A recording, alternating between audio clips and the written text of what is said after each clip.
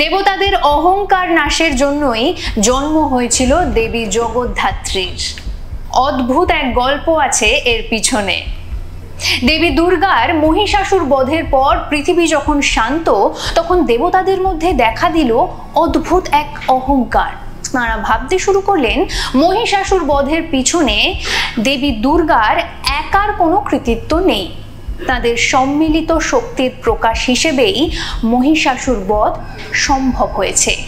তারা এও ভাবতে শুরু করলেন যেহেতু ব্রহ্মা মহিষাসুরকে বর দিয়েছিলেন যে তার মৃত্যু কোনো পুরুষের হাতে হবে না, সেই কারণে, শুধুমাত্র সেই কারণেই এক নারী শক্তির প্রয়োজন পড়েছিল।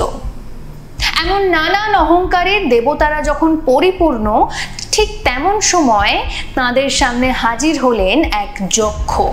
তিনি দেবতাদের দিকে একটি তৃণখণ্ড ছুঁড়ে দিলেন। সেই তৃণ আটকাতে হিমশিম খেলেন স্বয়ং ইন্দ্র, অগ্নি, বরুণ সহ প্রবল শক্তিধর সব দেবতা। যক্ষের ছোড়া ওই তৃণখণ্ড সামলাতে দেবতারা যখন নাজেহাল, তখন হঠাৎই সেই যক্ষ নিজেকে বদলে ফেলেন পরমা সুন্দরী শালাঙ্কারা চতুর্ভুজা এক দেবী মূর্তিতে।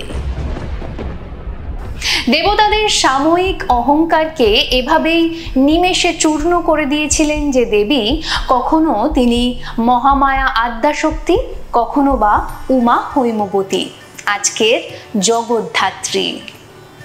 শুধু একবার নয়, তিনবার দেবীকে আবির্ভূতা হতে হয়েছিলেন।